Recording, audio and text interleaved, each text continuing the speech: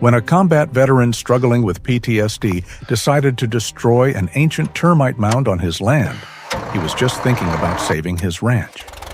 But the moment he started the bulldozer, Jax, his loyal therapy dog, changed completely. The dog, trained to bring peace, was now barking wildly, lunging between the machine and the mound, desperately clawing at a single spot. Paul froze. His dog wasn't barking at a snake. It was barking at the ground. And when Paul's own shovel finally struck metal, he realized Jax wasn't trying to stop him from finding something. He was trying to stop something below from knowing they were there. We hope you will support the channel by subscribing. The high desert sun of Otero County, New Mexico, was a merciless white eye. It had watched the land bake for 200 days without a single meaningful drop of rain. The Weston Ranch, once a modest spread of struggling grassland, was now just a cracked brown canvas of dust and brittle skeletons of yucca. Paul Weston stood on the warped planks of his front porch, a ceramic mug of cold coffee untouched in his hand. A low, anxious whine sounded at his side. Jax, a 7-year-old German shepherd, pushed his cool, damp nose insistently into Paul's palm. The dog's coat was a striking mix of snow-white and deep gray, thick and powerful, like a winter wolf displaced in the desert. Paul looked down, his gaze softening. "I know, boy. I know." Paul was a man in his early 50s, built tall and lean, with the quiet economic movements of someone who has spent a lifetime working the land. His brown hair, grown a little too long, was streaked with silver at the temples. His face was weathered and rugged, carved by the sun and memories that were just as harsh, yet his blue eyes held a deep, settled kindness that had survived. He was a former Army Ranger, though that life felt a million miles away, a story belonging to another man.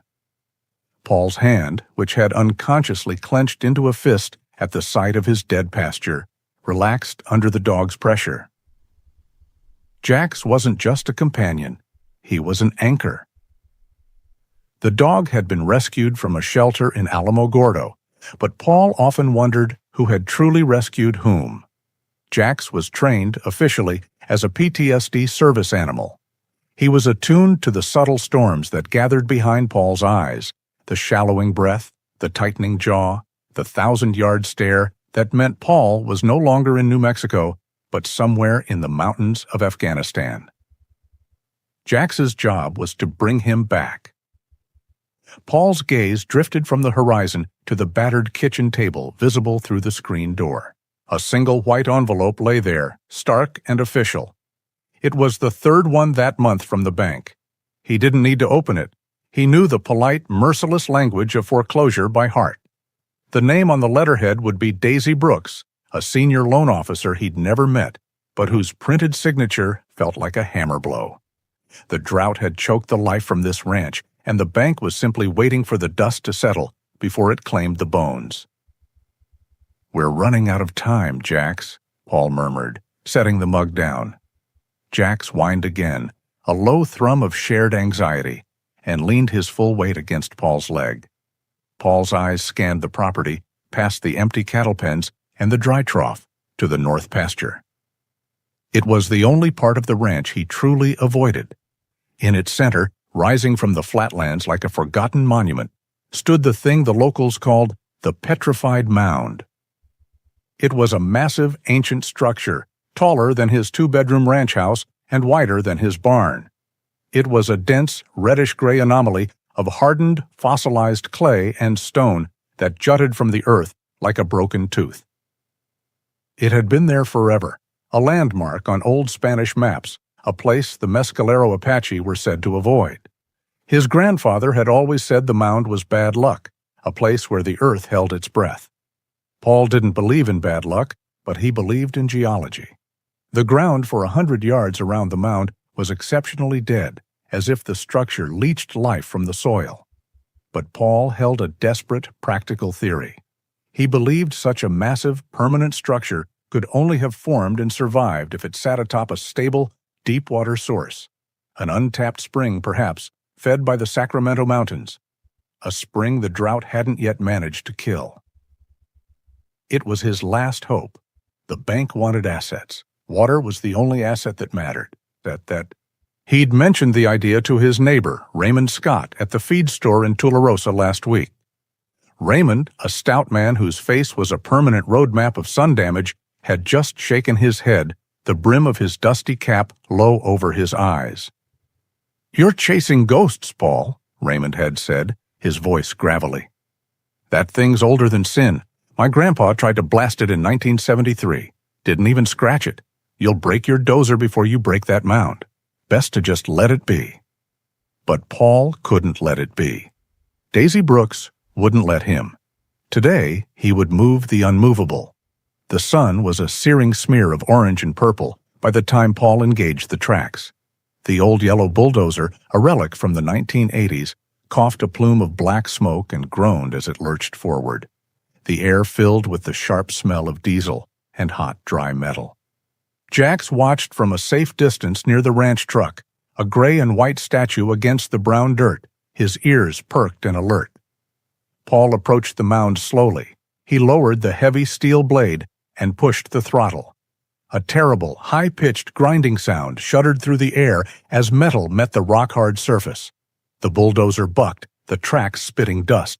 The blade screeched, shaving off a few chips of gray clay that were hard as concrete. It was exactly like trying to push a mountain. Paul gritted his teeth, sweat stinging his eyes. He backed the machine up, took a breath, and throttled forward again, hitting the mound with more force.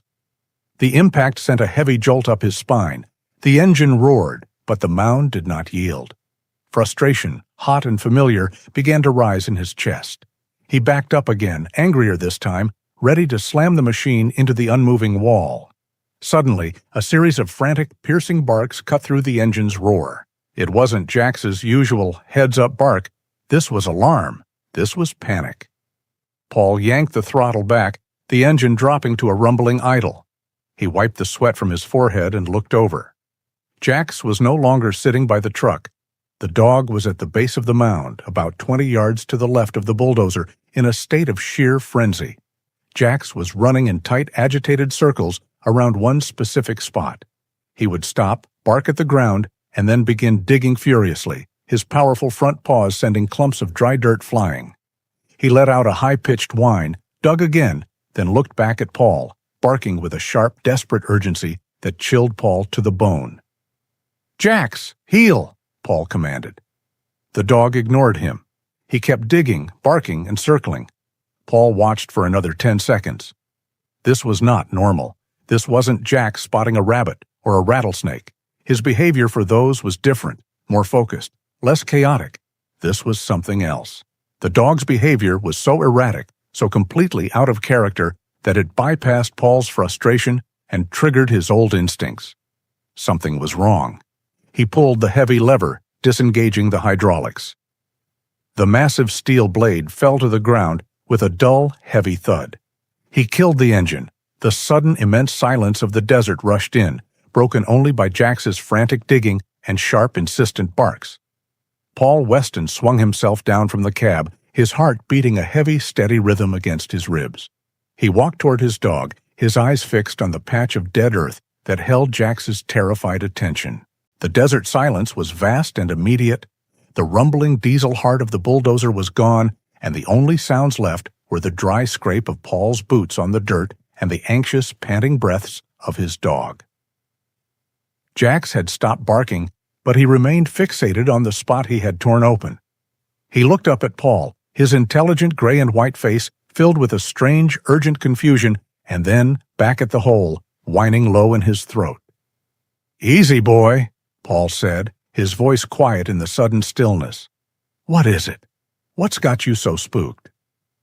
Trusting the dog's instincts, which had never once failed him, Paul walked back to the bulldozer and unhooked the heavy steel shovel he kept strapped to the side. He returned to the spot, the sun's fading light casting long, purple shadows across the hard-packed earth. He jammed the shovel tip into the ground where Jax had been digging. The soil was dense, almost like concrete, mixed with the same fossilized clay as the mound itself. He put his boot on the shovel's shoulder and drove it deep. For a few minutes, The only sound was the rhythmic scrape and grunt of his labor as he tossed aside clumps of dry, reddish dirt. Jax watched, pacing in a tight circle, his body tense. The shovel head bit into the soil, and then, with a heavy metallic resonance that vibrated up the wooden handle, it struck something solid. Paul froze. The vibration was wrong. It wasn't the dull, flat thud of a rock. It was a deep, hollow clang. He scraped the shovel tip across the object, clearing more dirt. A harsh, grating sound of metal on metal echoed in the quiet. His heart, which had been pounding from the labor, now began to beat with a different rhythm, a slow, heavy drum of apprehension. "Back, Jax," he said, his voice a low command. He worked faster now, no longer digging deep, but scraping wide, clearing the surface. Jax, caught up in the energy, moved to the other side of the growing hole and began digging with his own paws, sending arcs of dirt flying behind him. Together, man and dog worked against the packed earth, fighting the stubborn grip of time. Slowly, an edge was revealed. Then, a corner. Then a flat, dark surface of pitted, rusted iron. It took another 20 minutes of hard, breathless work before the object was fully uncovered. Paul stood back, breathing heavily, his hands tingling. It was a hatch, a perfect heavy-duty square of steel, at least 4 feet by 4 feet, set flush into the earth. It was constructed of metal far thicker than any civilian would use for a water tank or septic system.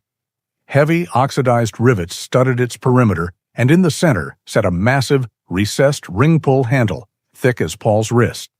He knelt, his knee cracking. This was not a farmer's cellar. His hand, covered in a worn leather work glove, moved to the center of the hatch. He began to rub away the decades of caked-on, sun-baked grime. The dirt was like cement, but he scraped at it with his fingernails and the edge of the shovel. A shape began to emerge. Faded, pale blue paint under the rust. Paul's breath caught in his throat. It was the winged star of the United States Air Force, faded but unmistakable. A cold dread, sharp and acidic, washed over him, completely overriding the desert heat. This was his land. It had been his father's and his grandfather's. What was an Air Force installation doing buried here? He rubbed more frantically at the surface below the insignia.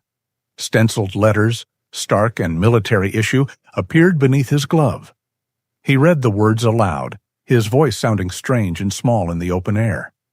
Project Nightfall. He scraped lower, his heart pounding against his ribs. 1968.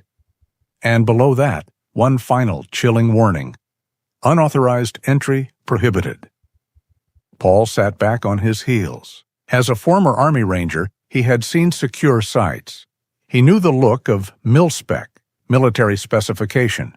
This was it. The precise welds, the non-commercial hardware, the sheer thickness of the steel.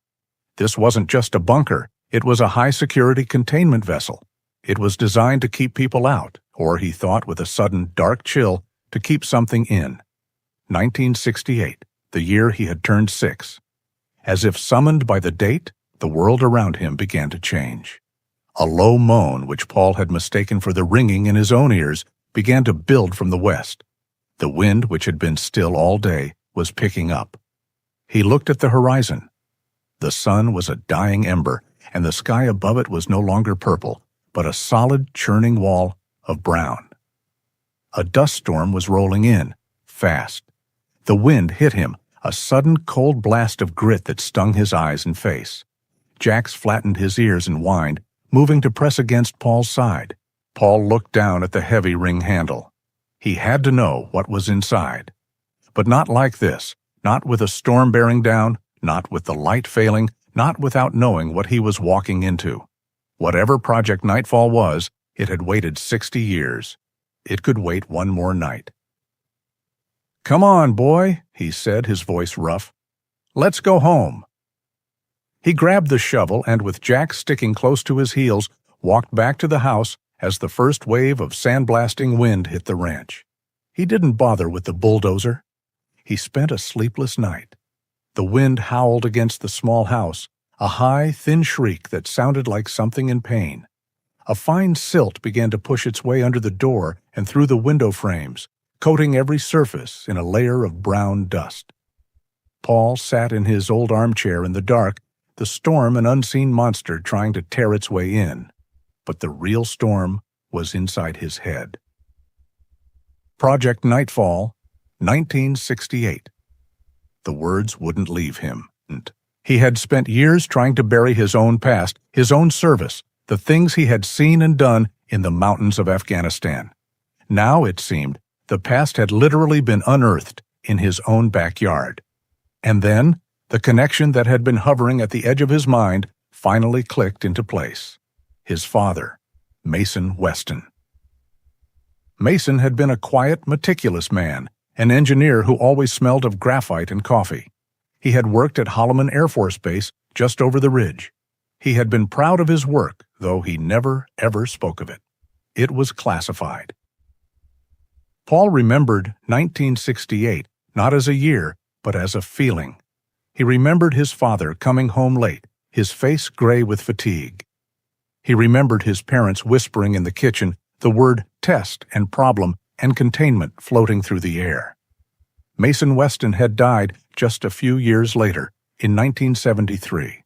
A sudden, massive heart attack, the doctors had said. Too much stress. He was only 45. Paul had been just a boy, and his father's death had been a sharp, confusing blow. Now, sitting in the dark with the wind screaming, he felt a cold certainty. The two things were connected. The project his father worked on and the secret buried under his land. Jax, sensing the shift in his owner, moved from the rug and rested his heavy, warm head on Paul's knee. The dog let out a soft, low whine, as if responding to the ghosts that had just entered the room. Paul put his hand on the dog's head, his fingers tracing the familiar shape of his ears. The simple, solid presence of the animal was the only thing keeping the rising panic at bay. "What did you do, Dad?" Paul whispered into the darkness. "What did you bury out there?" He stared out the window at the roaring brown darkness. The search for water was over. A different, far more dangerous search had just begun. He would wait for the storm to pass, and then in the morning he would find out. The dawn broke clear and cold, as if the dust storm had scoured the sky, leaving it a pale, indifferent blue. The world was coated in a fine, brown powder, a fresh layer of dust on top of the old. Paul Weston didn't wait for the sun to bring warmth. He'd been awake all night, the name Project Nightfall echoing in his mind with every shriek of the passing wind. He pulled on his heavy work boots, his movements stiff. Jax was already at the door, his body language a sharp contrast to his usual morning excitement. There was no tail wagging, no playful nudging for breakfast. The dog stood rigid, his ears pointed, his gaze fixed on the screen door as if he could already smell the uncovered secret from across the yard. "I know, boy," Paul said, his voice a low rumble. I have to know." He went to the barn, the cold air stinging his lungs. He gathered his tools with the grim efficiency of a soldier preparing for a mission. A 6-foot steel pry bar, a small sledgehammer, a heavy-duty climbing rope he used for mending the old windmill, and a high-powered, battery-operated flashlight. When he reached the north pasture, Jax was already there, but he kept his distance from the mound, standing near the bulldozer, a silent, gray and white sentinel. Paul walked to the edge of the hole and looked down at the steel hatch, the stenciled Air Force insignia looking even more ominous in the sharp morning light. The locking mechanism was a recessed steel wheel, like something from a submarine rusted into a solid block. Paul wedged the tip of the pry bar into one of the spokes and threw his entire weight against it. The bar didn't move. The metal was fused by 60 years of subterranean silence. "All right," he muttered to himself. He set the pry bar again and lifted the sledgehammer. The sound of the hammer striking the bar was a sharp, percussive clang that seemed to punch a hole in the desert quiet. He struck it again and again. With a final, desperate heave on the bar, a sound like a bone snapping echoed from the mechanism. A sharp, wrenching crack of metal. The wheel turned, just an inch, with a groan of rusted agony. And then it began. A loud, sustained hissing sound erupted from the entire perimeter of the hatch. It was the sound of a tomb exhaling, of a 60-year-old pressure differential equalizing in a rush. A brittle, black rubber gasket, which had been airtight for decades, cracked and tore, releasing the vacuum. For Paul, it was just the sound of an old seal breaking. He was completely unaware that this simple act of physics had just tripped a silent, low-frequency transmitter, a long, dormant alarm powered by a tiny, decaying core of radioactive material, sending its first pulse in half a century out into the world. As the air rushed out, the smell hit them. Jax, who had crept closer, yelped as if struck. The dog scrambled backward, his claws tearing at the hard dirt, and he began to bark, a frantic, deep-chested warning bark filled with primal fear. Paul flinched, covering his nose and mouth with his arm. It wasn't the smell of decay, not of death. It was a sharp, sterile smell of chemicals and ozone, of mold and something deeply metallic, like old superheated oil. It was the smell of a machine that had been left to rot in the dark. "Easy, Jax! Easy! It's just stale air!" Paul yelled over the dog's barking. But Jax would not be easy. He paced at a safe distance, his head low, his ears flat, barking a continuous, desperate warning at the open hole. Paul grabbed the thick ring handle and, with a grunt, pulled the massive steel door open. It scraped loudly over the dirt, revealing a square of perfect, impenetrable blackness. A steel ladder was bolted to the side, its rungs disappearing into the dark. Paul looked at Jax.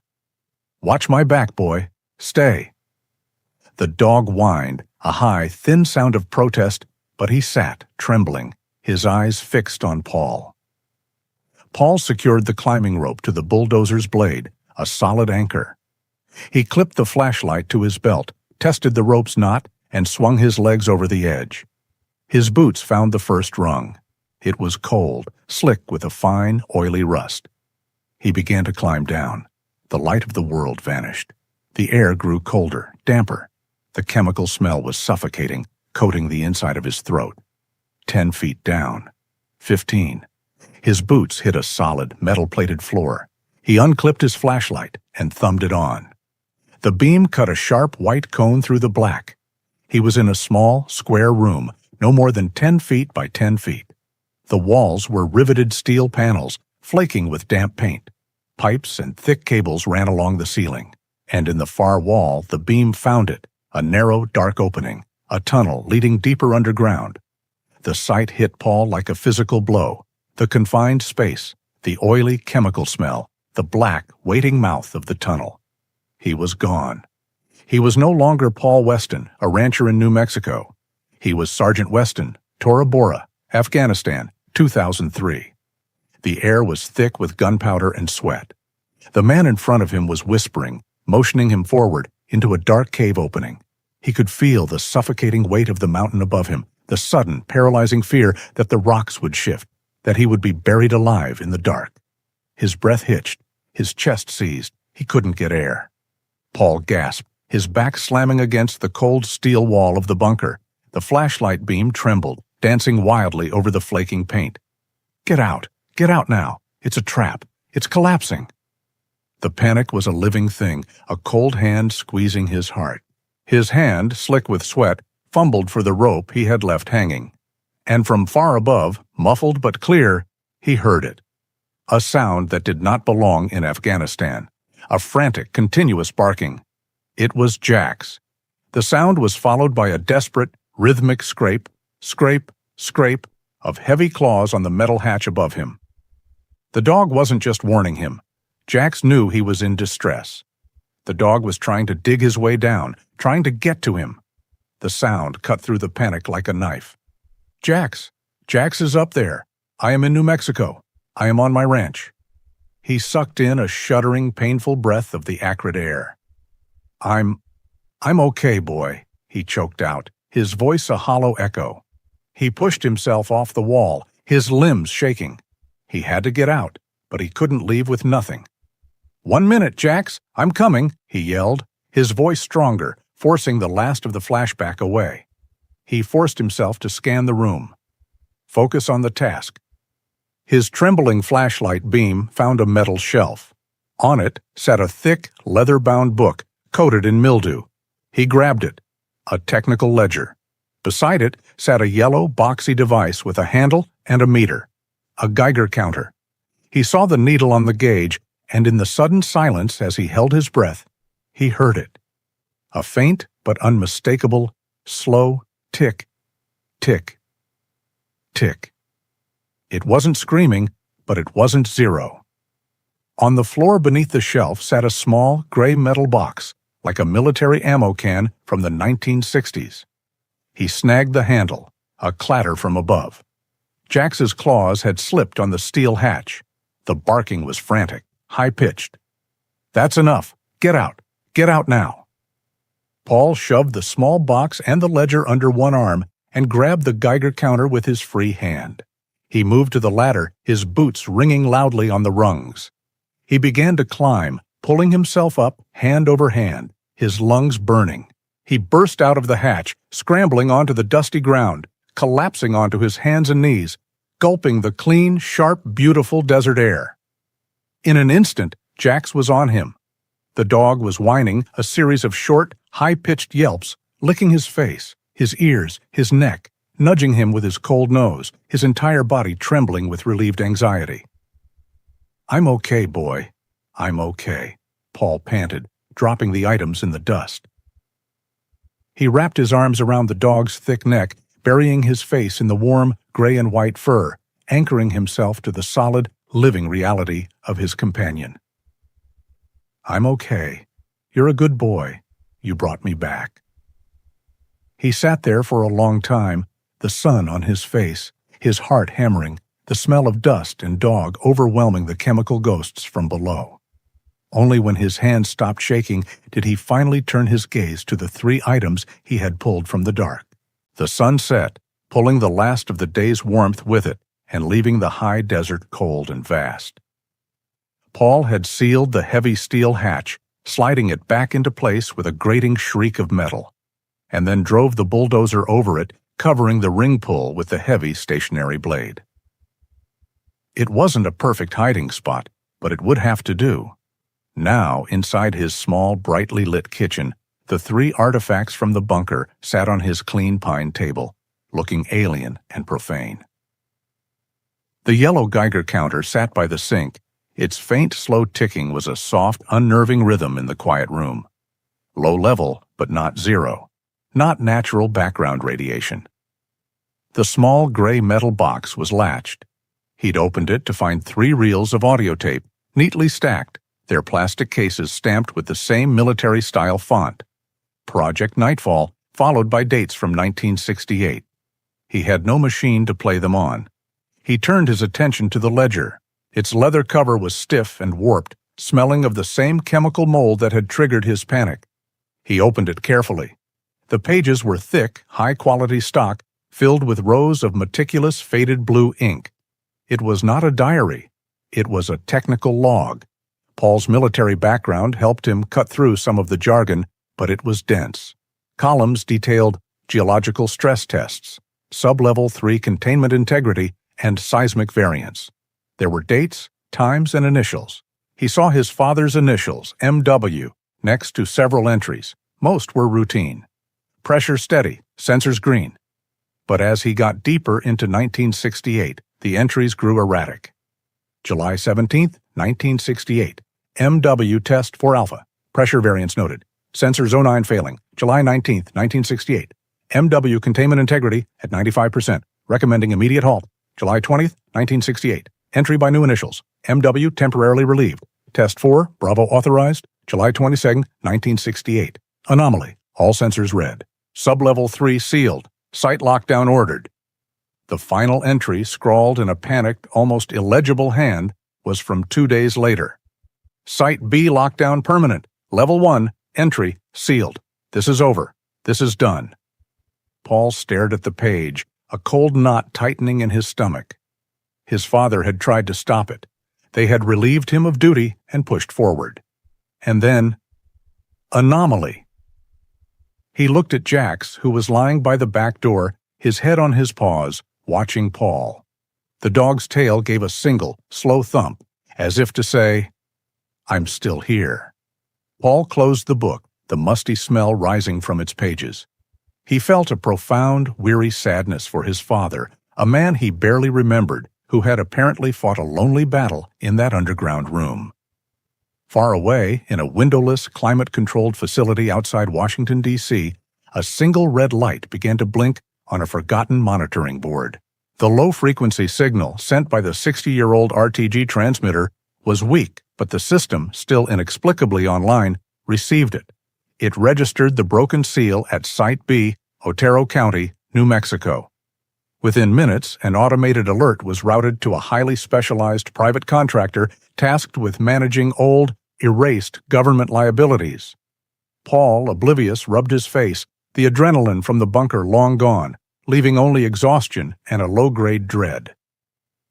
He checked the locks on his doors, turned off the kitchen light, and sank into his old armchair in the living room, too wired to sleep. Jax left his spot and curled up on the rug at Paul's feet. The house was silent. The faint tick of the Geiger counter in the kitchen was the only sound, a tiny radioactive cricket. Hours passed. Paul must have dozed, his head tipped back, his dreams filled with dark tunnels and the smell of ozone. He was brought awake by a profound, sudden stillness.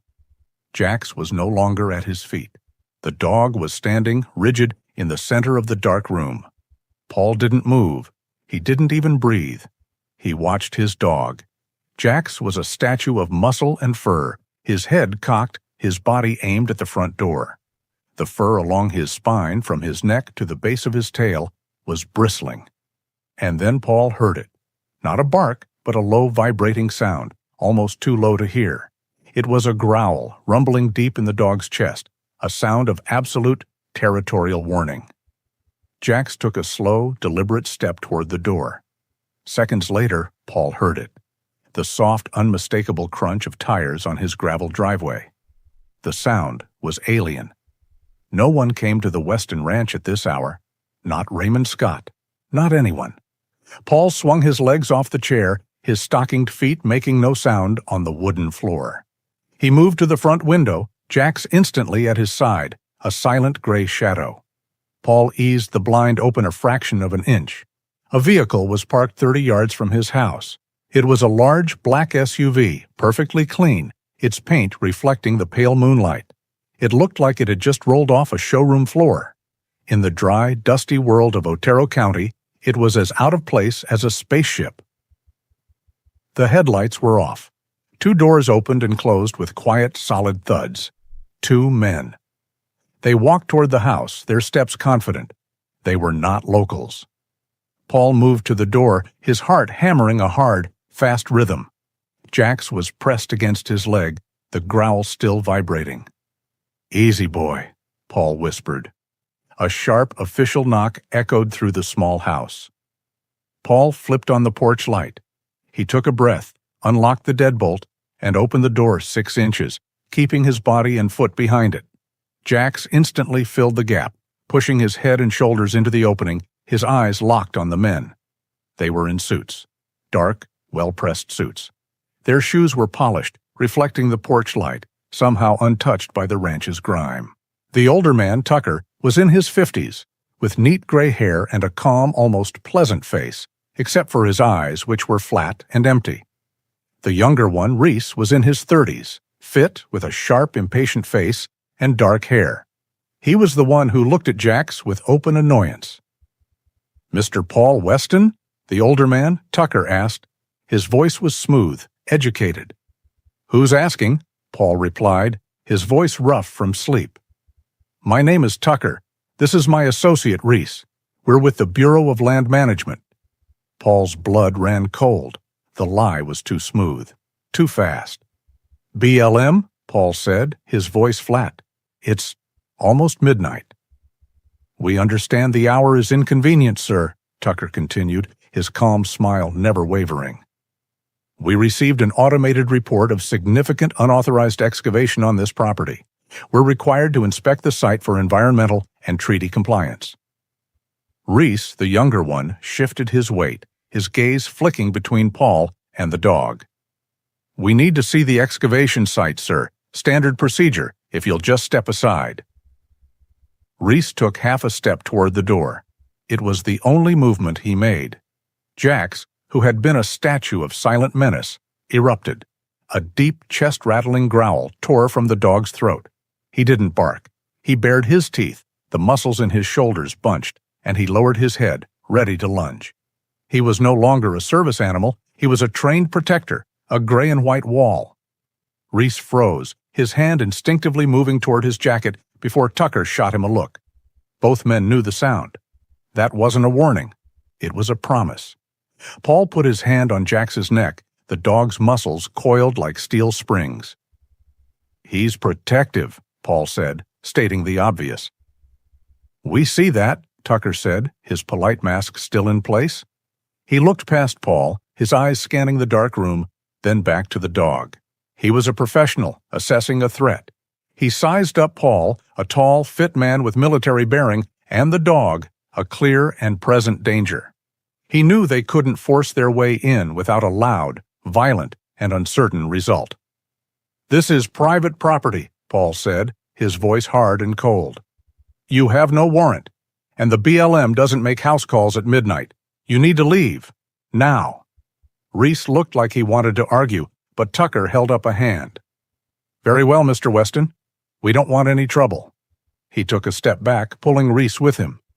"We will, however, have to file this as non-compliance. We will be back at a more convenient time." "You do that," Paul said.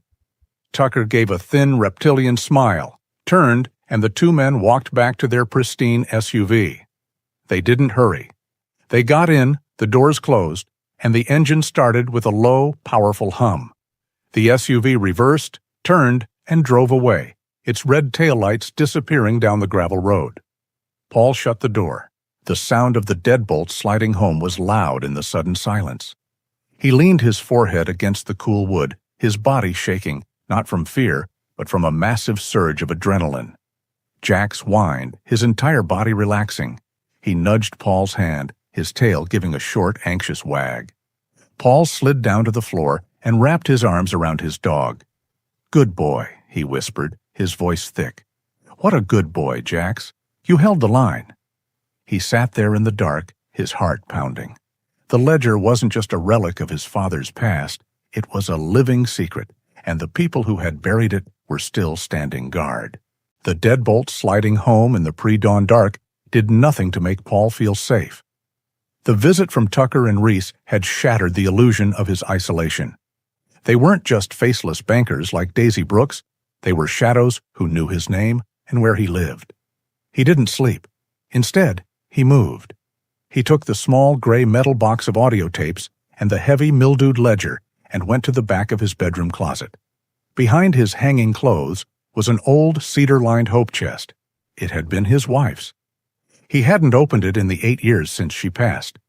His hand hesitated on the lid, the smell of cedar and faint, lingering perfume hitting him like a physical presence. This felt like a violation, bringing his new, dark secret into this sacred space. But it was the safest place he knew. He buried the items under a neatly folded quilt and a wedding album, then gently closed the lid. The yellow Geiger counter was a different problem. He wrapped it in 2 plastic grocery bags, took it to the pantry, and buried it at the very bottom of a 50-pound sack of feed corn. He spent the remaining hours until dawn sitting in his armchair, Jax's head resting on his boot. The dog had not left his side, a warm, breathing comfort in the cold room. Paul stared at the kitchen wall, replaying the polite, empty menace in Tucker's eyes and the technical, hurried entries in his father's logbook. He tried to stop them, and then he was relieved of duty. The bank, the drought, the foreclosure, it all seemed distant now. This was different. This was not about land. This was about a hole in the ground that had just swallowed his past. As the first thin light of morning broke, Paul knew he couldn't stay. He couldn't fight what he didn't understand. The internet was useless for secrets this old. He needed human memory. There was only one person in Otero County who might know a name like Project Nightfall. He put Jax in the passenger seat of his old pickup truck. The dog sat alert, scanning the horizon as Paul drove the dusty miles into the small town of Tularosa. Paul watched his rearview mirror the entire way. The dirt road behind him remained empty. No black SUV, no plumes of dust. The emptiness itself felt like a threat. He parked in front of a small, neat bungalow on a quiet street, lined with cottonwood trees. The house was immaculate, with a garden of stubborn, drought-resistant cacti and bright red geraniums. This was the home of Chloe Sullivan. Chloe was in her late 70s, a widow who had been the county's head librarian for 40 years before retiring. She was a small, frail-looking woman with kind, sharp blue eyes magnified by thick glasses. She had known Paul's family his entire life. His late wife had even volunteered with her, reading to children on Saturday mornings. If anyone was the living, breathing historical archive of this county, it was Chloe. She opened the door before he could knock, wiping her hands on an apron. "Paul Weston," she said, her voice warm but surprised. "And Jax. Well, this is a treat." Jax, who adored her, nudged her hand politely, his tail giving a low, friendly sweep. "Morning, Chloe," Paul said, trying to force a casualness into his voice that felt brittle and fake. "Hope I'm not disturbing you." "Nonsense. I was just making tea. You look like you could use some. You look like you haven't slept in a week. Come in, come in." Her living room was the opposite of his ranch house. It was cozy, filled to bursting with overflowing bookshelves, neat stacks of magazines, and the comforting smell of lemon oil and brewing Earl Grey tea. "Sit," she ordered, pointing to a floral armchair. "Jax knows where his bowl is?" Paul sat, his large frame feeling clumsy and out of place among her delicate things. Jax went straight to a ceramic water bowl kept just for him in the kitchen. Chloe returned with 2 steaming mugs. "Now," she said, settling into her own chair. "What brings you all the way into town, Paul? And don't tell me it's for my baking. I haven't seen you since the county fair." Paul wrapped his hands around the warm mug. He had rehearsed this. He had to ask generally. "It's a strange question, Chloe. I was clearing some of that useless land on the north pasture, the part near the old mound." "Ah, the petrified mound," she nodded. "Bad luck spot." "It seems so. I was digging, and I found some old debris. Government junk, looked like. It had a name stenciled on it. I was just curious. Does the name Project Nightfall mean anything to you?" The change was immediate. Chloe, who had been leaning forward with a friendly smile, stopped moving. Her cup paused halfway to her lips. Her bright blue eyes lost their warmth and sharpened, focusing on him with a new, sudden intensity. "Paul," she said, her voice low and serious, "that is a name I have not heard spoken aloud in more than 50 years. Where exactly did you see it?" "Just on a piece of rusted metal," Paul lied badly. "Looked like an old barrel lid." "Why? Was it something important?"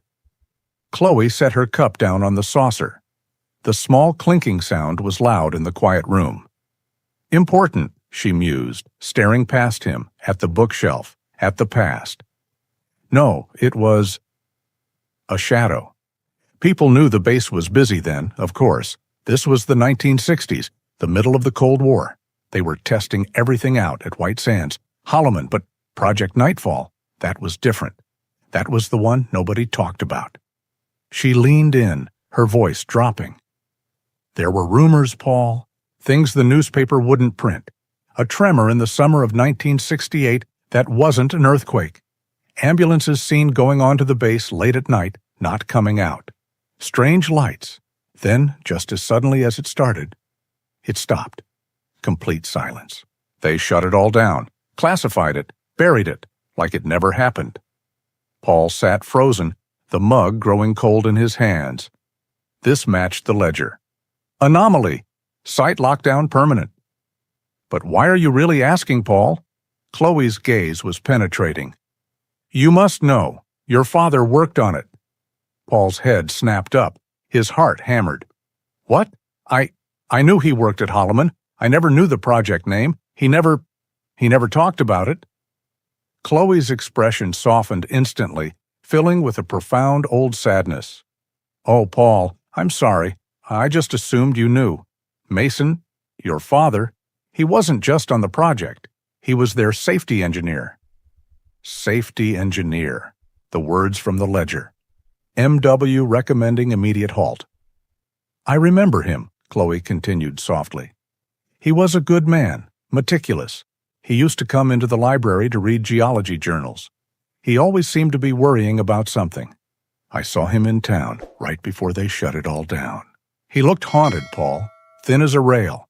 He told me he was worried about the structural integrity. That was his phrase."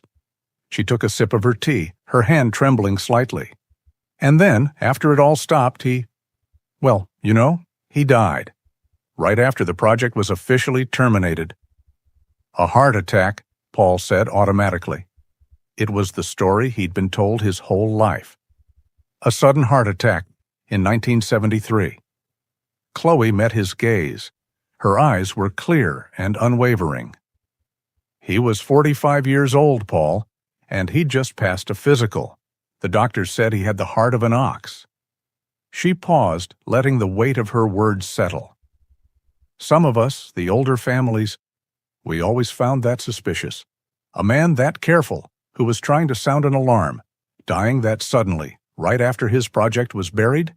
It just felt tidy." Paul felt the blood drain from his face. The vague childhood tragedy of his father's death, a sad but random act of nature, suddenly curdled into something cold and deliberate. It was a murder. His father had been silenced. Chloe saw the shock and anger harden on his face. She leaned forward and put her frail hand on his arm. "Paul," she said, her voice firm, pulling him back, "you asked, and I told you, because you are Mason's son. But now you must listen to me. That was 60 years ago. The men who did that, the kind of men who do that, they don't just disappear. They get older. They get more powerful. You are stirring up ghosts, Paul. Powerful ghosts. You let them sleep. You have to. Let the past sleep." Paul couldn't speak. He just nodded, his throat thick. He stood up, the chair scraping on the floor. Jax was instantly at his side, sensing the sudden shift, his body tense. "Thank you for the tea, Chloe." His voice was hoarse. "Just be careful, Paul. You look as haunted as your father did." As he reached the door, she added, trying to break the tension, "You're as stubborn as he was, too. Just like my nephew, Ben Sullivan. He's an investigative reporter up in Albuquerque, always digging up things that are better left buried. Runs in the family, I suppose." Paul nodded again, not really hearing the name. He just needed air. He thanked her and stepped out into the bright, hot sunlight, Jax at his heel. He got into his truck, his mind reeling. "Safety engineer. Suspicious. Silenced." He started the engine, his hands shaking. He pulled away from the curb, his eyes automatically checking the rearview mirror to merge. And he froze. A block down the street, parked in the deep shade of a cottonwood tree, was a black, pristine SUV. It was too far to see the faces inside, but the sun glinted off the clean windshield. It was them, Tucker and Reese. They hadn't just come to his house in the dead of night. They hadn't just been guessing. They had followed him. They were watching him, right now. Paul's blood ran cold. He looked from the SUV in his mirror back to Chloe's small, vulnerable house. They hadn't just seen him. They had seen who he was talking to. Chloe's warning echoed in his head. Let the past sleep. Paul gripped the steering wheel, his knuckles white. He looked at the SUV in the mirror, and a cold, familiar rage, the kind he hadn't felt since the Army, began to burn in his chest. It was too late. The past was wide awake. The drive back to the ranch was the longest 15 minutes of Paul Weston's life. He drove under the speed limit, his gaze fixed on the rearview mirror, his knuckles white on the steering wheel. The black SUV was gone. It had vanished as if it were a hallucination, but the cold sweat on Paul's neck was real. They hadn't just followed him. They had watched him talk to Chloe. They knew he was asking questions. Jack sat in the passenger seat, his body rigid. The dog wasn't relaxed, sniffing the air from the window. He was sitting bolt upright, his head swiveling, watching the empty scrubland pass with a low, anxious intensity. He was mirroring Paul's own paranoia. "They're real, aren't they, boy?" Paul said, his voice a dry rasp. When they reached the ranch, Paul didn't just park. He drove past the house, got out, and locked the heavy cattle gate at the entrance to his property, a chore he hadn't bothered with in years. It was a flimsy defense, but it was something. Inside the house, he pulled every blind, shutting out the bright, indifferent sun. The small ranch house was plunged into a dim, dusty twilight. He stood in the silence, his heart hammering. He was a target. His home was no longer a sanctuary. It was a compromised position. He needed to hear the tapes. He remembered his father's old workshop, a lean-to attached to the barn that hadn't been entered since Mason's death. It was full of old electronics, capacitors and wires his father had tinkered with. Paul left Jack's in the house, watched the door, and crossed the yard. The workshop was musty, smelling of dust and dried oil. In the back, under a stiff canvas dropcloth, he found it. A heavy, beautiful Akai reel-to-reel player, his father's prized possession. He carried the heavy machine back to the kitchen, his fortress, and set it on the table. He retrieved the small gray metal box from his wife's cedar chest. His hands, usually so steady with tools or a rifle, trembled as he opened the first tape.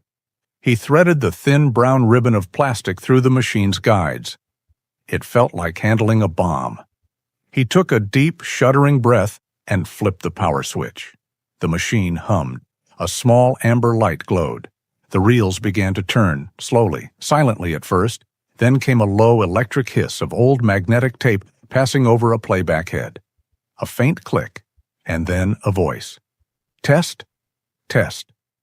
October 3rd, 1968. This is Mason Weston. This is a private recording." Paul froze. His breath caught in his chest. It was a voice he had only known from the hazy, fractured memories of childhood. It was his father, younger, clearer, and more alive than Paul had remembered, but it was him. The calm, measured cadence of an engineer. Jax, sensing the sudden, sharp intake of breath and the tremor that ran through Paul, got up from the door and came to his side, pushing his cold nose into Paul's rigid hand. "It's okay, boy," Paul whispered, his eyes locked on the turning reels. He couldn't look away. It's my father." The voice from the tape continued, and the kitchen filled with the words of a ghost. "This is a private log, supplemental to the official record. I am storing these concerns off-site in case the official logs are adjusted, which I fear they already have been." A pause. The sound of a man taking a nervous sip of coffee. "Project Nightfall is not what we told the Congressional Committee. It is not, I repeat, not a geological survey. It is a seismic weapon. The goal is to create and direct controlled, low-yield subterranean tremors, to destabilize enemy infrastructure from a continent away." Paul sank into a chair, his legs suddenly weak. A seismic weapon. The tests in July. Test 4 Bravo, they weren't a success.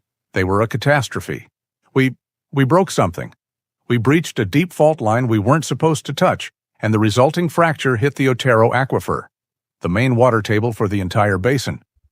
Paul's mind flashed to the Geiger counter, still buried in the pantry, its needle ticking. Tick, tick, tick. "The sensors in the aquifer are hot," Mason's voice said, the calm leaking out of it, replaced by a strained urgency. "It's not high level, not an immediate catastrophic event, but it's a persistent low-level leak.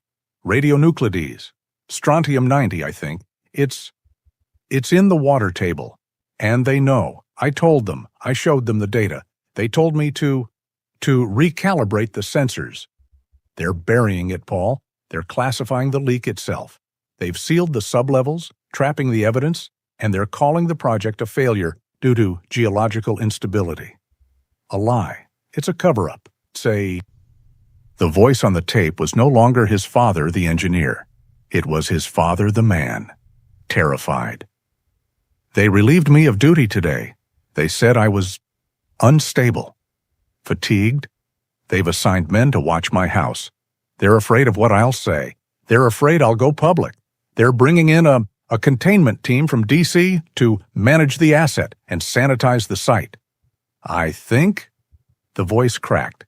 A long, terrible pause filled with tape hiss. "I think they're going to silence me.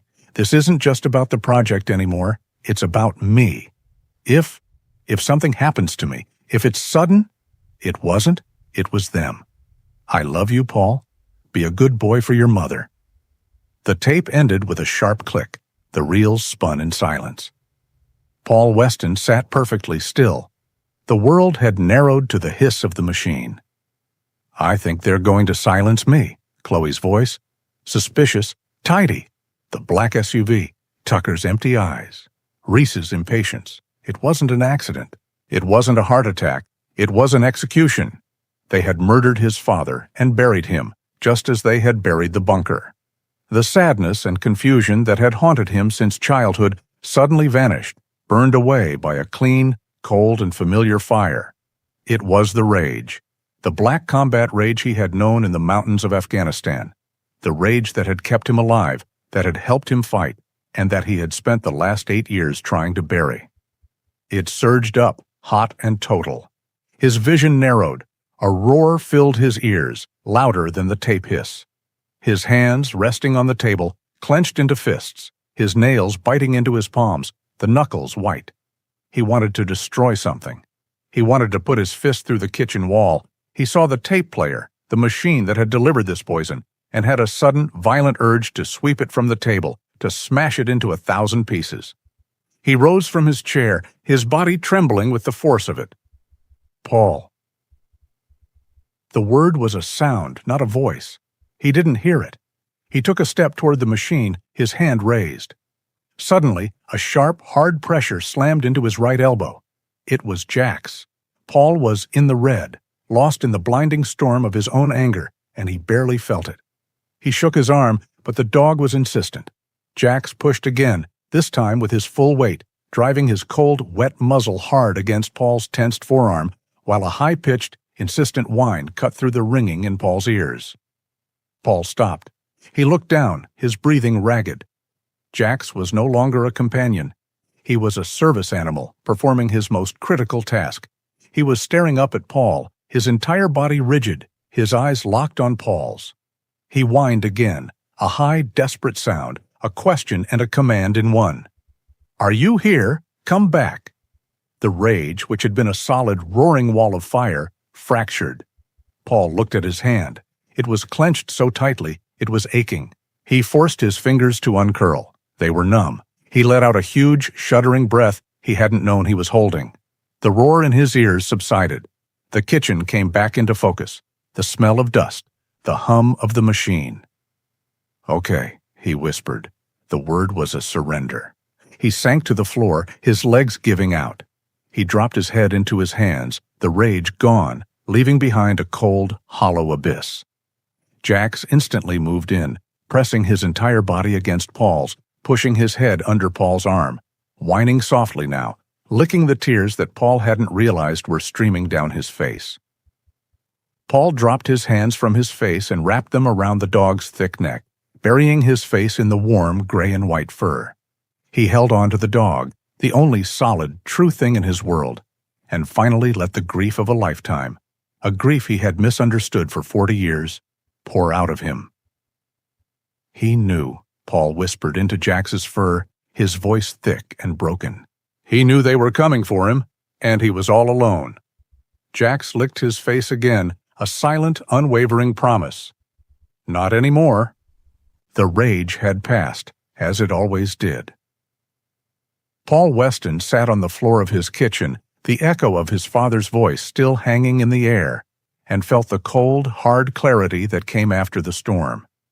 The grief, now 40 years old but finally understood, settled in his bones not as a weight, but as fuel. They had murdered his father. They had watched him, followed him, and stood on his porch. And they were still out there.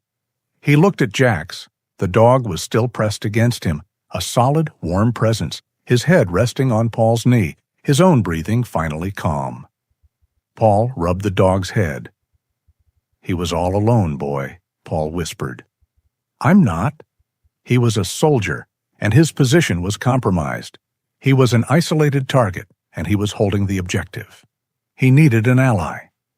He remembered Chloe's words, a fragment he had barely registered at the time. "My nephew, Ben Sullivan, an investigative reporter up in Albuquerque, always digging up things." He stood, his movements now precise and tactical. He went to the phone, found the number for Chloe Sullivan, and dialed. She answered on the second ring, her voice sleepy. "Chloe, it's Paul Weston. I'm sorry to call so late. I need your nephew's number. It's about my father. It's about Project Nightfall." There was a silence on the line, then Chloe's voice, all sleepiness gone. "I was afraid of this. I'll text it to you. Be careful, Paul, please." A minute later, his phone chimed. He dialed the Albuquerque number. A young, sharp, and skeptical voice answered. "Ben Sullivan." "Mr. Sullivan, my name is Paul Weston. Your Aunt Chloe gave me your number." "Yeah, Mr. Weston, she called me," Ben cut in. His voice was fast, a city voice. "She said you were asking about Project Nightfall. Look, my aunt is great, but she loves local lore. I'm a reporter, sir, not a ghost hunter." Paul felt a flash of the old rage. He shut it down. "I don't have time for your skepticism, Mr. Sullivan. I'm not calling about lore. I'm calling about proof. I have his voice." "His voice? Whose voice?" Paul set the phone down next to the reel-to-reel player. He pressed play. Mason Weston's strained, terrified voice filled the kitchen and the phone line. "I think they're going to silence me. If something happens to me, if it's sudden." It wasn't. It was them. Paul stopped the tape. The silence on the other end of the phone was absolute. He could hear the faint sound of Ben's breathing. "Mr. Weston," Ben said, his voice completely changed. The skepticism was gone, replaced by a cold, stunned seriousness. "Where are you?" "No, don't tell me over the phone. I'm leaving Albuquerque. Now. It's a 3-hour drive. Don't talk to anyone. Don't go anywhere. Lock your doors. I'll be there by 2 a.m. A scraping sound came from the porch, and Jax let out a single, low woof. 2 miles away, on a high, dark ridge overlooking the ranch, Tucker lowered a pair of thermal imaging binoculars. He watched Paul Weston's heat signature move from the window back to the center of the house. "He's active," Tucker said, his voice a flat, calm whisper in the dark. "He's on the phone." "He's spooked," Reese said, his voice tight with annoyance. He was rubbing his arm where Jax's muzzle had pressed. "Let's just go down and take it." "You want to go against that dog when he's awake?" Tucker said. "No, we wait. We're authorized for surveillance, not forced entry. We wait, unless the situation changes." The situation changed at 1:40 a.m. A new set of headlights appeared, a dusty sedan, not a black SUV. Tucker watched the new man get out of the car. He saw Paul let him in. "Reese," Tucker said, his voice dangerously quiet. "Run the plate." Inside the house, Paul was face-to-face with Ben Sullivan. He was young, maybe late 20s, with a shock of messy dark hair, glasses, and the nervous, caffeinated energy of a man who lived on deadlines. He looked more like a college student than a serious journalist, but his eyes were sharp, intelligent, and moving over everything in the room. Jax had sniffed him thoroughly, and after a moment gave a tentative low wag of his tail. Ben, to his credit, had respectfully waited for the dog's approval before stepping inside. "You brought the police?" Paul asked, his hand on Jax's head. "No," Ben said. "The police file a report. This is something else. Let me see it. All of it?" For the next hour, Ben sat at the kitchen table, his face illuminated by the small lamp, his hands in latex gloves he'd brought. He examined the ledger. He stared at the ticking Geiger counter. He looked at the tapes. "Paul, this is—" Ben's voice was a whisper. He looked up, his eyes wide. "This isn't a local story. This is dynamite. This is 60 years of a federal cover-up. "Your father." On the ridge, Reese lowered his own phone. "The plate is registered to Benjamin Sullivan. He's a reporter, an investigative reporter for the Albuquerque Journal." Tucker let out a long, slow breath. His eyes were cold. "He's involved the media. The asset is compromised." He picked up his own satellite phone. "The situation has changed. They're planning to leak. I'm authorizing sanitation. Now." "What's the play?" Reese asked, a new, eager tension in his voice. "Simple. You retrieve the assets. I'll create a diversion." Inside, Ben was carefully placing one of the tapes back in the box. "We need to get this evidence out of here. We need to get it to my office, to our servers." Jax, who had been dozing at Paul's feet, suddenly shot up, his head snapping toward the back door. A low, menacing growl rumbled in his chest. Paul was on his feet in an instant. "What is it, boy?" And then they both smelled it.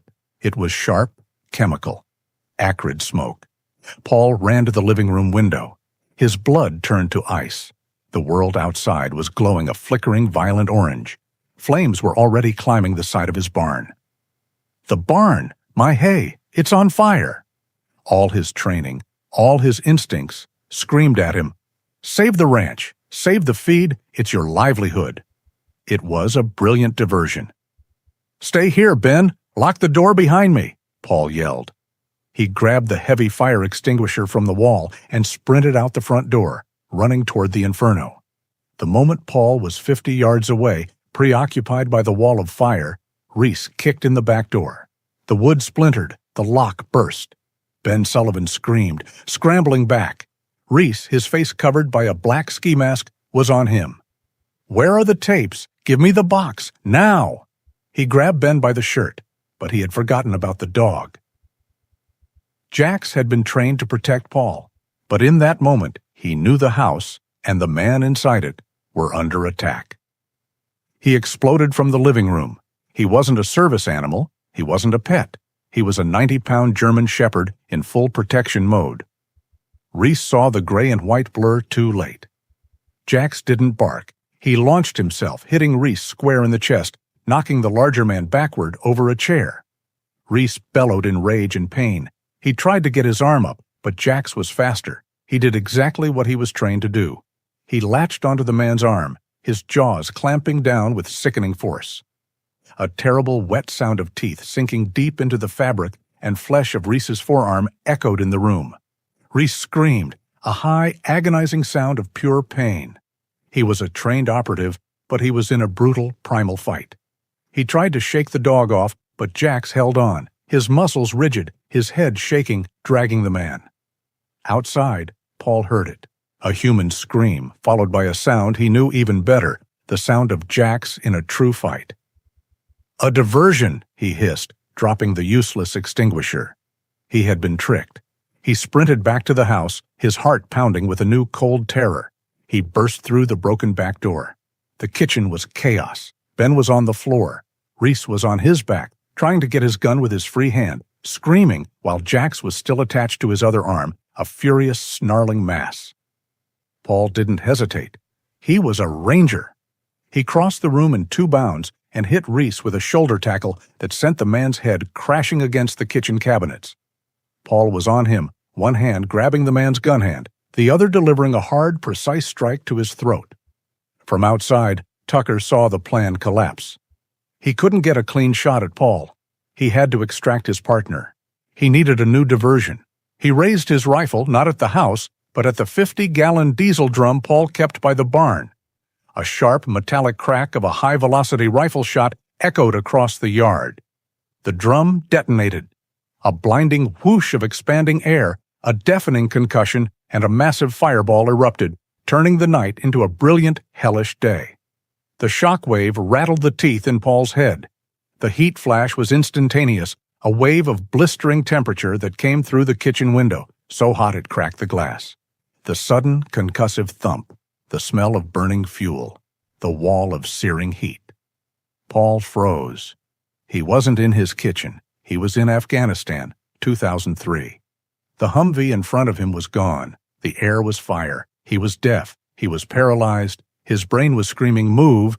but his body was locked, trapped in the memory of an IED. It was only 1.5 seconds. It was all Tucker needed. In that 5-second window of Paul's paralysis, Tucker was already through the back door. He grabbed Reese by the vest, yanking him with inhuman strength, tearing his arm from Jax's grip. Paul blinked. The kitchen came back into focus. He saw Tucker dragging the screaming, bleeding Reese out the door. "No!" Paul roared, scrambling up. He lunged, but he was too late. He made it to the porch just in time to see Tucker throw Reese into the back of the black SUV. The engine roared to life. Paul grabbed for the pistol he didn't have. The SUV fishtailed in the gravel, spraying dirt, and sped off into the darkness, its red taillights disappearing. The yard was suddenly silent, save for the furious, deep-chested barking of Jax, who was on the porch, his muzzle dark with blood. The hay barn was a total loss, a pillar of fire against the dark sky. Paul, my... Ben Sullivan stumbled out, coughing, his face pale with shock. Paul ignored him, his eyes scanning the darkness, his adrenaline crashing. He knelt. "Jax, here, boy. Are you okay? Are you hurt?" He ran his hands over the dog, checking for wounds. Jax was uninjured, just vibrating with rage. "Paul," Ben said again, his voice trembling. "The dog?" "He did his job," Paul said, his voice flat. He stood up, his gaze falling to the kitchen floor, lit by the orange glow of the fire. There, in a small dark pool of Reese's blood, was a glint of brown leather. It wasn't just a scrap of cloth. It was a man's wallet, torn from Reese's pocket during the struggle. Paul picked it up. His hands were steady now. He flipped it open. A Virginia driver's license. Reese Hogan. And tucked behind it, a laminated white card. It had a magnetic strip and a photo of Reese. It read, "Ethelred Solutions," and underneath, 2 words. "Defense Logistics Contractor." Paul looked at the ID, at the man's face. He looked at the name of the company. The ghosts finally had a name. The world was chaos, sound, and heat. The massive, deafening roar of the diesel-fueled fire was a physical presence, a living monster chewing on the bones of Paul's livelihood. The hay barn was a pillar of orange flame, sending a column of black, greasy smoke into the pre-dawn sky, illuminating the ranch in a flickering, hellish light. Paul Weston stood in the dirt, his heart hammering not from the fire, but from the adrenaline of the fight. He felt the phantom heat of the IED on his face, a memory that had cost him precious seconds. "Paul, are you okay?" Ben Sullivan was on the porch, his voice shaking. He was pale, his eyes wide with terror, a smear of blood, Reese's, not his, on his jacket. Paul didn't answer. He looked down at the object in his hand. The wallet. Reese Hogan. Ethelred Solutions. Defense Logistics Contractor. He looked at the burning barn. A total loss. Years of hay, equipment, memories. All of it. Ash. They had tried to erase his past and his future in one night. He turned and stalked back to the house, his movements clipped and precise. Ben. Inside. Now. What about the fire?" Ben stammered, his eyes fixed on the inferno.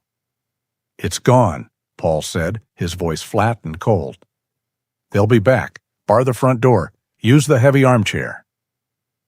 He stepped through the shattered frame of his back door. The kitchen was a wreck, splintered wood, an overturned chair, and a dark, sticky pool of blood on the floor where Jax had made his stand. Jax was already inside, moving restlessly, his muzzle still dark. He whined, a low, angry sound. "I know, boy," Paul said. He looked at Ben, who was staring at the blood, looking like he was about to be sick. "Ben, focus." Paul's command cut through the reporter's shock. Ben looked up, his face hardening as his journalistic instincts fought back against the terror. "You're right. Okay. The ranch is compromised," Paul said, his voice low and tactical. "They failed to get the originals, but they know we have them. They know you are here. They will be back, and they won't knock." "What do we do?" Ben asked, his voice shaking but steadier. "We save the copies. Then we hide the originals." Paul went to his small office nook. He pulled out an old flatbed scanner he used for ranch invoices and bank documents. He slammed it on the kitchen table next to his father's reel-to-reel player. "You said you have a secure server." "The journals," Ben said, nodding, his adrenaline surging. "Encrypted. Off-site. They can't touch it." "Good."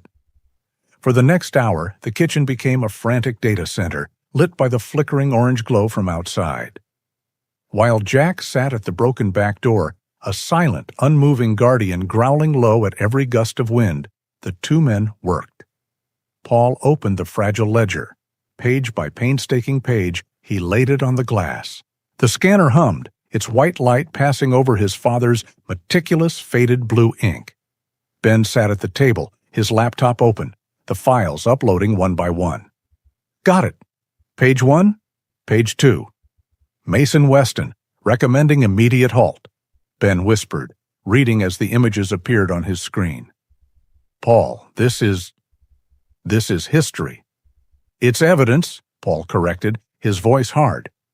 When the ledger was done, he took the wallet. He scanned the driver's license. Reese Hogan. He scanned the Ethelred Solutions access card. "Ethelred," Ben muttered, typing the name into his search bar. "They're a ghost. Private logistics. Big DoD contracts, based in Virginia. They're one of those, the ones who clean up messes." "They just made one," Paul said. Finally, the tapes. They couldn't be scanned. Ben pulled out his smartphone and opened a professional audio recording app. "It's all I've got, but the quality is high. Play it." Paul rewound the first tape. He hit the button. Once more, Mason Weston's voice filled the small kitchen, this time being captured digitally. The hiss, the fear, the warning. "I think they're going to silence me?" As his father's voice spoke, Paul looked at Ben. The young reporter was no longer skeptical, no longer just a journalist. He was terrified, outraged, and completely, fully invested. The attack had made it personal. When the last tape was recorded and the file uploaded, Ben finally sat back. "It's done. It's safe. The data is in the cloud. They can burn this house to the ground. They can't erase it now." Paul nodded. He looked at the physical items on the table, the warped ledger, the 3 plastic reels, and the bloody wallet. Ben was right about the data. He was wrong about the evidence. "They'll say the digital copies are fake," Paul said quietly. "They'll say I fabricated them. A grieving, unstable son. A sensationalist reporter." Ben opened his mouth to argue, then closed it. He knew Paul was right. "The originals," Paul continued, his gaze distant, "they're the only thing that matters. The mold on the paper, the magnetic signature on the tapes, the blood on the wallet. That's the truth." He stood up. He knew what he had to do. The cedar chest was compromised. The pantry was compromised. The whole house, the whole ranch, was a target. He went to his workshop, or what was left of it, near the burning barn. The heat was intense, but he found what he needed, a heavy, military surplus ammunition can. It was steel with a thick rubber gasket in the lid designed to be waterproof. He brought it back inside. He carefully placed the items inside the cold, dark steel. The ledger, the 3 audio tapes, and finally the leather wallet belonging to Reese Hogan. Paul latched the can. The heavy metal lever snapped shut with a solid final sound. The originals were sealed. "What are you doing?" Ben asked. "Staying one step ahead. Watch the road. Don't let anything get near the house. Yell if you see anything. Jack's with me." Paul picked up the ammo can and a short military-style entrenching tool. He stepped out of the broken door and into the smoky yard. The barn was now a roaring bonfire, a funeral pyre for his old life. He ignored it and walked, not toward the house, but toward the north pasture, toward the source of it all. Jax did not heal. The dog understood the mission. He moved like a wolf, fanning out ahead of Paul, a gray shadow in the orange-lit smoke. He would stop, his head high, sniffing the wind, his ears twitching at the distant crackle of the fire. He was watching their perimeter. He was standing guard. Paul reached the silent, cold bulldozer. He reached the heavy steel hatch he had covered. He didn't need to move the machine. He didn't need to open the bunker. His father had been buried in secrets in that hole. He would bury the truth beside it.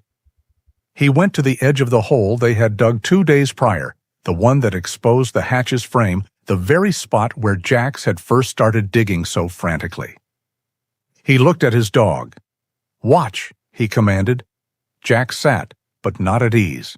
He sat like a soldier, his head up, his gaze sweeping the dark tree line, his body ready to spring, a low rumble never leaving his chest. Paul dropped into the pit. He knelt beside the thick steel frame of the hatch. He began to dig, not down, but sideways, burrowing into the hard-packed earth underneath the rim of the hatch itself. He clawed at the dirt with the entrenching tool, creating a new, deep cavity in the earth that had held this secret for 60 years. He dug until his arm was buried to the shoulder. It was deep. It was hidden. He looked around one last time.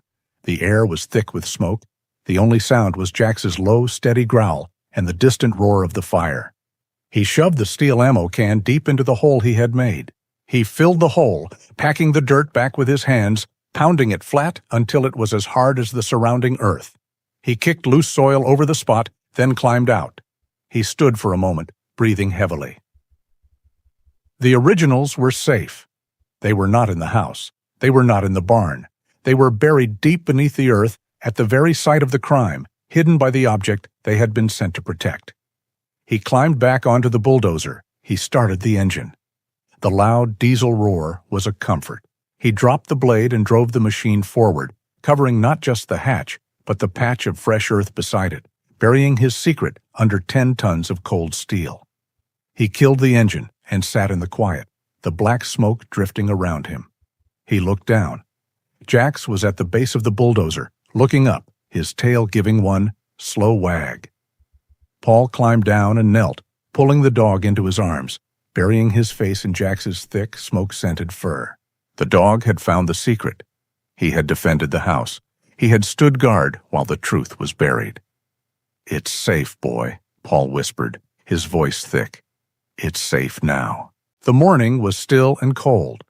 The rising sun, usually a promise of warmth, did nothing to cut the chill in the air, which was thick with the black, acrid smell of burnt hay and diesel fuel. Paul Weston stood on his porch, a mug of coffee in his hand, and stared at the smoking, skeletal ruin of his barn. It was a total loss. Ben Sullivan was asleep in the armchair, his laptop open on his knees, his face pale and exhausted. Jax was not asleep. The big German shepherd sat at Paul's feet, his body rigid, his head up, his ears scanning, a silent furry guardian on high alert. They had won the night. They had lost the battle. Paul felt a cold, hard knot in his stomach. The barn wasn't just a building. It was his livelihood. He walked inside to his computer, his movements stiff. He needed to know the financial damage. He needed to see if he could even afford to buy feed to get his remaining cattle through the month. He logged into his bank account. The screen flashed red. A single line of text hung in the air. "Account frozen, pending federal review." Paul stared at it. The words didn't make sense. Federal review. This wasn't Daisy Brooks and a foreclosure. This was something else. This was the government. They had missed the originals, so they had frozen his life. They were cutting him off at the knees, strangling him from 1,000 miles away. As if on cue, his phone, sitting on the table, began to ring. It wasn't a normal ringtone. It was a silent, buzzing vibration. He looked at the screen. Unknown number. He motioned for Ben to wake up. He put the phone on speaker. Jax rose to his feet, a low growl already starting in his chest. Paul hit the accept button. "Weston." "I'm glad to see you're still with us, Paul." It was the voice of Tucker, calm, polite, and absolutely chilling. "It appears you had a chaotic evening, a terrible accident with that old barn. You really should be more careful with flammables." Paul said nothing. He gripped the edge of the table, his knuckles white. "We find ourselves at an impasse," Tucker continued, his voice as smooth as glass. "You have something that belongs to my associate. My associate, I'm afraid, is rather insistent on its return, and we, in turn, have found something of yours." A new sound came over the line, a woman's voice, muffled but sharp, protesting. Paul's blood turned to ice. "Let me go. Get your hands off me." It was Chloe. "She's a feisty woman for her age," Tucker said, his voice dropping. "But fragile. I'm afraid we're not in her cozy little library anymore. We're in Diablo Canyon." Ben Sullivan, now wide awake, put his hand over his mouth, his eyes wide with terror. "Aunt Chloe." "You know the drill, Paul," Tucker said. "The originals, all of them. The tapes, the ledger, and my associate's wallet. You bring them to us. We give you the old woman. It's a very simple exchange. You have until noon." Tucker laid out the coordinates for the canyon. "Come alone. If we see your reporter friend, if we see a plume of dust from a second car, if we so much as hear a police radio, she won't feel the afternoon. Am I clear?" The line went dead.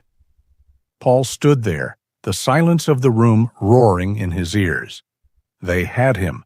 They had known from their surveillance that Chloe was his only link. And in their desperation, they had escalated from a covert cleanup to a capital crime. "We have to call the police," Ben said, his voice frantic, pulling at his hair. "We have to—" "And say what?" Paul said, his voice a low, terrifying rasp. "That men who don't exist, who work for a company that's a ghost, have a woman they'll kill the second they hear a siren? No." He went to the workshop, grabbed the second identical ammunition can, and began filling it with old, rusted tools, a chain, and 2 blank reel-to-reel tapes he'd found in his father's desk. He was building the decoy. He carried it to his truck and placed it on the passenger seat. He got in, closed the door, and just sat. He looked at his hands on the steering wheel. They were shaking, not with rage, with fear, with doubt. He was a 50-year-old rancher with a bad knee, not an Army Ranger. The proof was on the ground, still smoking, 50 yards away. He had frozen, the explosion, the heat, the IED memory had locked him in place for 1.5 seconds. In his world, 1.5 seconds was the difference between life and death. He had let them get away. He had failed. Now he was walking into a trap, run by professionals, with an old woman's life on the line. He was going to fail again. He was going to get Chloe killed. He dropped his head to the steering wheel, a wave of profound self-loathing and fear washing over him. The tremor in his hands became a violent shake. A sudden, cold, wet pressure pushed against his right hand. He looked down. Jax had come from the house and was standing by the open driver's door. He hadn't barked. He hadn't whined. He had simply seen his owner in distress. Now he pushed his heavy gray and white head onto Paul's lap, directly onto his shaking hands. It was not a plea. It was a statement, a solid, warm, grounding weight. Paul looked down into the dog's intelligent, calm eyes. Jack stared back, not with the panic Paul was feeling, but with absolute, unwavering, simple trust. "You are here. I am here. We are doing this." The dog's faith was a lifeline. It was an anchor in the storm of Paul's own mind. He felt the animal's steady, slow breathing. He took a breath, then another, matching the dog's rhythm. The shaking in his hands subsided. The fog of panic cleared. His gaze, which had been inward and haunted, sharpened. The ranger was back. "Good boy," Paul whispered, his voice thick. He scrubbed the dog's head, then looked up. Ben was standing there, watching, his face a mask of fear. "I'm coming with you," Ben said. "No," Paul said, his voice now clear and cold. He got out of the truck. "I'm not. I need you to be a reporter, Ben, not a soldier." He pointed to the high, rocky ridge that overlooked the entrance to Diablo Canyon. "You're going to take my binoculars and your camera. You're going to get to that ridge before I do. You are going to find a spot where you can see everything, and you are not going to be seen. You will film everything. The second you see them, the second you see Chloe, you hit record." "What if they hurt you?" Ben asked. "Then you make them famous," Paul said. "Now go." He handed Ben his smartphone. "Call your contact, the state police, Captain Ian Chambers.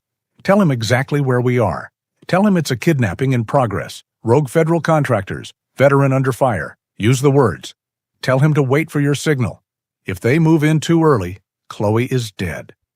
Ben looked terrified, but he nodded, his jaw set. He grabbed his camera bag and began the long, hard climb toward the ridge. Paul turned back to the truck. He looked at Jax. "All right, boy, this is it." He opened the back door of his extended cab truck and pointed to the small, dark footwell behind the passenger seat. "Load up, in the hole, no sound, no movement, until I call you." Jax, as if he understood every word, hopped into the truck, crawled into the dark space, and lay down, disappearing into the shadows.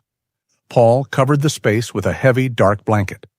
Paul got into the driver's seat, the decoy box beside him, and drove toward Diablo Canyon. The canyon was a desolate, rocky scar in the earth, all red rock and shadows. He saw the black SUV parked near a cluster of boulders. He saw them. Tucker, calm as ever. Reese, his arm in a crude, bloody sling, his face a mask of impatient fury. And between them, Chloe. She was sitting on a rock, her hands tied, her face pale, but her eyes, even from 50 yards, were full of fire. Paul stopped the truck, as instructed, and got out, his hands visible. He lifted the heavy ammo can. "That's far enough!" Tucker yelled, his voice echoing. "Put the box on the ground, then back away." "Let her go first," Paul yelled back. "The box! Let us verify," Reese shouted, his voice raw with anger. He gestured with his pistol. "All right," Paul said. He placed the heavy steel box on the dusty ground between them. "There it is. Go check it." Reese, his good hand holding his gun on Chloe, looked at Tucker. Tucker nodded. Reese walked forward, his eyes fixed on Paul, and kicked the latch on the box. He opened the lid. He stared inside at the rusted tools and the heavy chain. His head snapped up, his face contorting with pure, unadulterated rage. "It's a fake! It's—" That was the signal. Paul put 2 fingers to his mouth and let out a single, piercing whistle, a sound so sharp and high it split the canyon air. For a terrifying half-second, nothing happened. Then, the back window of Paul's truck exploded outward in a shower of glass.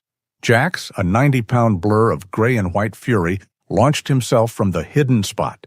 He wasn't aiming for Tucker. He wasn't just attacking. He was hunting the man who had hurt his house. He went straight for Reese. The chaos was total. Reese screamed, a sound of pure terror, as the dog he thought was miles away slammed into his chest, knocking him off his feet. It was the opening. Tucker, momentarily stunned by the impossible appearance of the dog, turned to help his partner, his gun hand moving. He never made it. Paul was already moving. He was a ranger again. He crossed the 20-foot gap in a blur, ignoring the decoy, ignoring the dog. He slammed into Tucker, a full-body tackle that drove the older man's head into the rocky ground. Paul's hand clamped onto Tucker's wrist, smashing it against a rock. A sickening snap echoed, and the gun skittered away. High on the ridge, Ben Sullivan was filming, his hands shaking. "He's in! He's got him! Move in! Now! Now! Now!" He screamed into his phone. From both ends of the canyon, the sound of sirens, silent until now, erupted. 2, then 4, then 6 state police vehicles, lights flashing, converged on the scene, blocking all escape. Captain Ian Chambers, a tall man in a crisp brown uniform, stepped out, his weapon level. "Paul Weston, stand down! Jax, off!" Paul, hearing the official command, rolled off the groaning, defeated Tucker. Jax, hearing his name from a new authority figure, immediately released the screaming Reese, stepping back, his chest heaving, his muzzle bloody.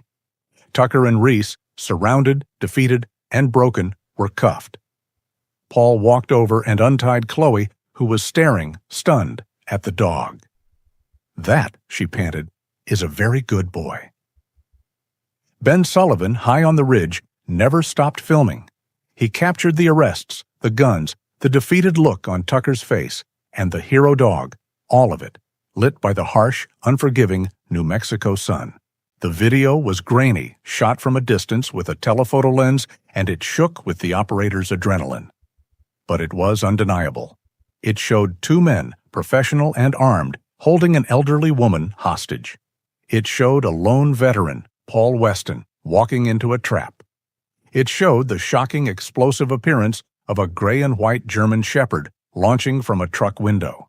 It showed the chaos, the fight, and the eventual overwhelming arrival of the state police. Ben Sullivan hadn't just filmed a kidnapping. He had captured the climax of a 60-year-old conspiracy. The Albuquerque Journal didn't just run the story, they led a national charge. By the time the sun set on Diablo Canyon, Ben's footage, paired with the digitized audio of Mason Weston's voice, was on every news network in the country. The story exploded. It was a narrative too perfect to ignore. The decorated, PTSD-haunted veteran, the loyal hero dog, the murdered father, the secret Cold War bunker, and the shadowy corporate cleaners, Ethelred Solutions, sent to silence him. Jax became a national sensation, the dog who fought the ghosts. Tucker and Reese were arraigned, but the courtroom proceedings were the first sign that the victory was incomplete. Ben and Paul sat in the front row, watching. The two operatives were not charged with anything related to Project Nightfall.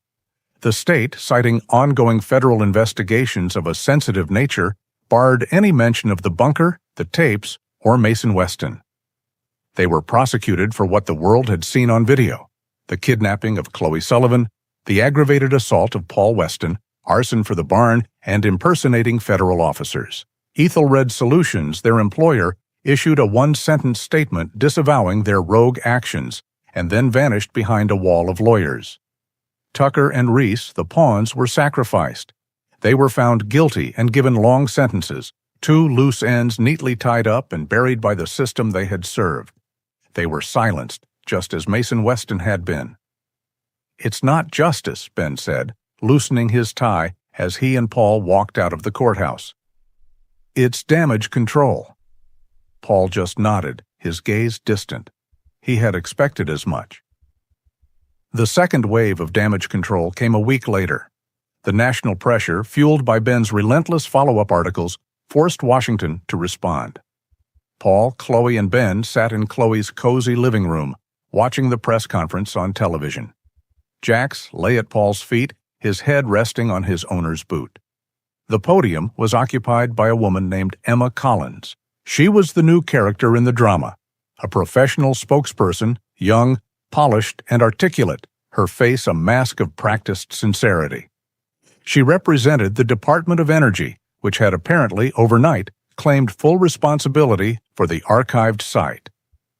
"The department," Emma Collins began, her voice smooth, "is deeply concerned by the recently uncovered historical records pertaining to Project Nightfall." "Here it comes," Ben muttered, his arms crossed. "This was a long decommissioned exploratory program from the 1960s, Collins continued, which, due to regrettable lapses in Cold War-era record-keeping, was not properly reconciled. We are immediately launching a full federal investigation to review the site, secure its contents, and provide a transparent public report." Paul looked at Ben. They both knew exactly what they were watching. It was a public relations whitewash. It was an investigation designed to contain the truth, not to find it. They would use words like reconciled, lapses, and archived. They would never use murder, radiation leak, or cover-up. The truth wouldn't be exposed. It would be drowned in bureaucratic paperwork until the world moved on. "They're burying him again," Paul said, his voice so quiet Ben almost didn't hear it. "Not all the way," Chloe said, her voice firm. She reached over and put her hand on Paul's. "They can't." She was right. The public side of the story, at least, had found its resolution. Chloe Sullivan was safe, back in her house, quickly becoming a local celebrity, which she hated, though she used her newfound fame to lobby for a larger library budget. The Weston Ranch was saved. The public outcry aimed at the bank had been overwhelming. Daisy Brooks, the loan officer, had personally called Paul, her voice trembling, to inform him that, Due to the extraordinary circumstances, the bank was freezing all foreclosure proceedings and offering a complete, favorable restructuring. The GoFundMe that Ben had started, ostensibly to help rebuild the Hero Dogs barn, had exploded, raising more than enough to cover the loss. The external threats, the bank, the fire, the men in suits, were gone. A month passed. The news cycle moved on. The federal investigation was, as predicted, stalled, its findings sealed pending national security review. Life in Otero County began to feel almost normal. The air was cool, the scent of autumn replacing the smell of smoke. Paul Weston stood on the north pasture. In the distance, the frame of a new, larger barn stood tall against the skyline, the sound of hammers echoing faintly. He was not alone. Jax was at his side, his gray and white coat thick in the cool air, his ears alert. They stood together in front of the source. The government had secured the site. The bulldozer had been moved. The hole Paul had dug was gone. In its place was a massive, 2-foot-thick slab of new, white concrete, covering the entire area of the hatch. Stamped in the center were the words, U.S. Government, do not tamper. It was a final arrogant statement, a tombstone for the secret. Paul looked at the concrete, then at the patch of ordinary undisturbed dirt just beside it, the spot where the bulldozer's track had rested. He knew something that Emma Collins in her polished D.C. office did not. He knew that Tucker and Reese were just pawns, soldiers following orders, sacrificed when they were compromised. He knew the real players, the ones who had signed his father's death warrant, were still safe, protected by time and bureaucracy. And he knew that the originals were not in that concrete tomb.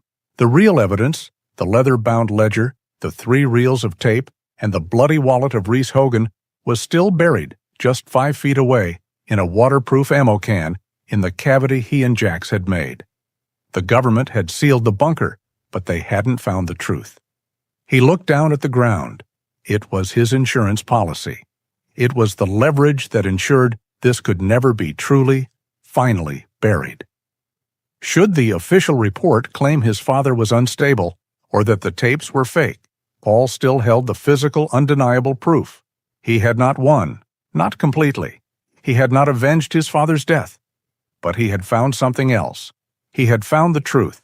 He had survived the fire, and he had faced the ghosts inside his own head, the ones that had frozen him, and he was still standing. He felt a sudden, profound sense of peace. It was not a happy, triumphant peace. It was a veteran's peace, a quiet, realistic acceptance of the world as it was and his place in it. The war was not over, but his battle was. He rested his hand on Jax's head, the thick fur warm beneath his palm. The dog looked up at him, his intelligent eyes calm, his tail giving a single, slow wag. "It's over, boy," Paul whispered. "It's all over." He turned his back on the concrete slab, on the past, on Project Nightfall. He looked toward the new barn, toward the small house, toward the life he had reclaimed. "Come on, Jax," he said, his voice clear and steady. "Let's go home." The story of Paul and Jax reminds us that the deepest loyalty often makes no sound. It is a quiet, steady presence in the darkest of times, an anchor that refuses to let us drift away. If their incredible bond touched your heart, we hope you will join our community by subscribing. We would be honored to hear your thoughts in the comments. What did Jax's loyalty mean to you? Your support allows us to continue sharing these tales. The story doesn't have to end here. The next video we've chosen for you is waiting on the screen.